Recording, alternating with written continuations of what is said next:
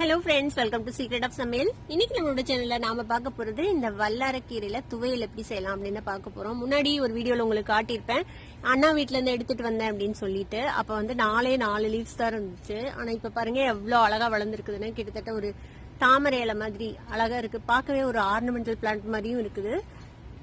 இந்த மாதிரி நீங்க வீட்லயே ஒரு சின்ன தொட்டி இருந்தா கூட நீங்க வந்து வல்லாரக்கீரை ஈஸியா வளர்த்தலாம். நாங்க வந்துட்டு தெர்மாக்கோல்ல வச்சிருக்கிறோம். ஆனா இது பாருங்க, தெர்மாக்கோல்லையே இந்த மாதிரி ஓட்ட பண்ணிட்டு இது வழியா வந்து லீஃப் வந்து வந்திருக்கு. கீழே வந்து வேர் பிடிச்சிருக்குது பாருங்க, வெளியில வந்துட்டு. கொஞ்சம் வச்சா போதும், எவ்வளவு சீக்கிரமா வளர்ந்துருது இந்த வல்லாரக்கீரை. பாருங்க, வெளியில எல்லாமே தானேவே வந்து கீழேயும் வேர் பிடிச்சு வளர்ந்துருக்கு. பெருசா மெயின்டெனன்ஸும் அவசியம் இல்ல, தண்ணி விட்டா போதும். இந்த மாதிரி சூப்பரா வளர்ந்துரும் வல்லாரக்கீரை. இப்போ இந்த வல்லாரக்கீரையை நம்ம கட் பண்ணிக்கலாம். கொஞ்சம் இந்த தண்டோடையே கட் பண்ணிக்கலாம், ஏன்னா இந்த தண்டையுமே நம்ம வந்துட்டு யூஸ் பண்ணலாம். இந்த மாதிரி கட் பண்ணிக்கோங்க. நல்லா பிஞ்சு தண்டா தான் இருக்கும், அதனால நம்ம அதோடய சேர்த்தியே யூஸ் பண்ணிக்கலாம். இது தேவையான அளவுக்கு நம்ம கட் பண்ணி எடுத்துக்கலாம்.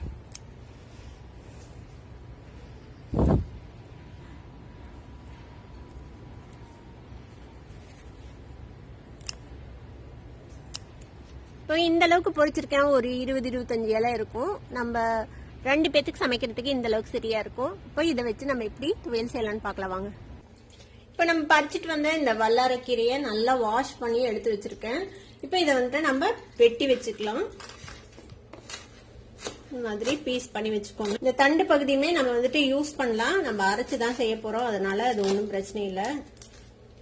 ரொம்ப முத்தின தண்டா இருந்தா யூஸ் பண்ணாதீங்க, இளம் தண்டா இருந்தா நம்ம வந்துட்டு யூஸ் பண்ணிக்கலாம். நிறைய பேர் வல்லாரக்கீரை ரொம்ப கசப்பா இருக்கும் அப்படின்னு நினைச்சிட்டு இருப்பீங்க. ஆனா அவ்வளோ எல்லாம் கசப்பா இருக்காது. இந்த மாதிரி துவையல் செஞ்சு சாப்பிட்டோம்னா, நான் கொஞ்சமா தான் செய்ய போறேன், அதனால நான் கொஞ்சமா தான் கீரை எடுத்துருக்கேன். நீங்க நிறைய பேத்துக்கு செய்றீங்க அப்படின்னா குவான்டிட்டி வந்துட்டு இன்க்ரீஸ் பண்ணிக்கோங்க. இப்போ இந்த மாதிரி நறுக்கி வச்சுக்கலாம். ஒரு வடச்சட்டி அடுப்புல வச்சிருக்கேன். இதுல வந்துட்டு கொஞ்சமா எண்ணெய் விட்டுக்கலாம். ஒரு டேபிள் ஸ்பூன் அளவுக்கு எண்ணெய் விட்டுக்கோங்க.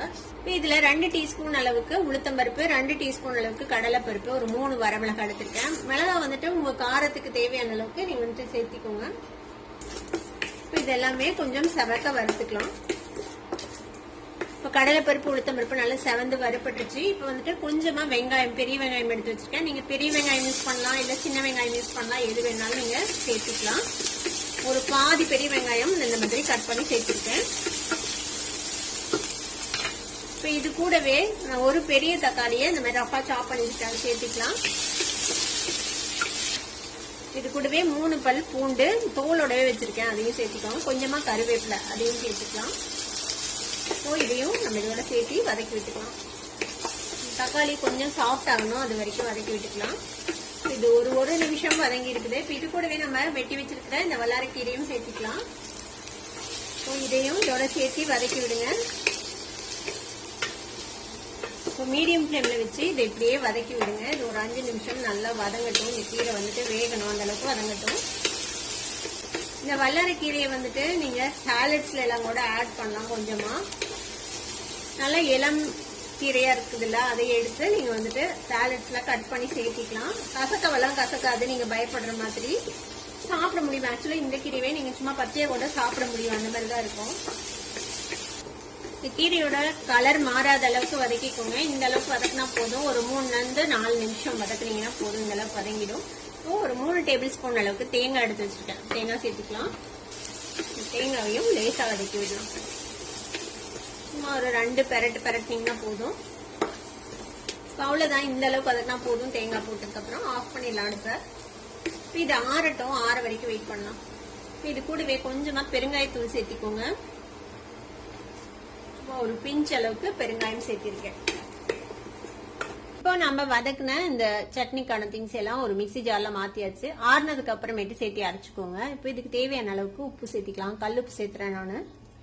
இப்போ இதை வந்துட்டு ஃபர்ஸ்ட் அரைச்சிட்டு அதுக்கப்புறம் தேவையான தண்ணி விட்டு உங்களுக்கு தேவையான கன்சிஸ்டன்சில அரைச்சு எடுத்துக்கோங்க. இது வந்துட்டு கொஞ்சம் திக்கா இருக்கணும், அப்பதான் நல்லா இருக்கும். இப்பதான் நான் அரைச்சு எடுத்துட்டு வந்துடுறேன். இந்த மாதிரி கொஞ்சம் கெட்டியா அரைச்சு எடுத்துக்கோங்க. இந்த மாதிரி கன்சிஸ்டன்சி தான் இருக்கும். நான் வந்துட்டு தண்ணியே விடல, நம்ம அந்த தக்காளி அந்த வெங்காயம் அதோட தண்ணி பத்திலேயே இந்த அளவுக்கு அரைப்பட்டுருச்சு. தேவைப்பட்டா கொஞ்சமா தண்ணி சேர்த்து அரைச்சு எடுத்துக்கோங்க. இப்ப இதை ஒரு பவுலுக்கு மாத்திடலாம். இந்த சட்னி தாளிக்கணும்லாம் அவசியம் இல்லை, அப்படியே இது வந்துட்டு நல்லா தான் இருக்கும். தேவைப்பட்டா நீங்க விரும்பினா நீங்க வந்துட்டு கொஞ்சமா கடுகு உளுத்தம் பருப்பு தாளிச்சு கொட்டிக்கோங்க.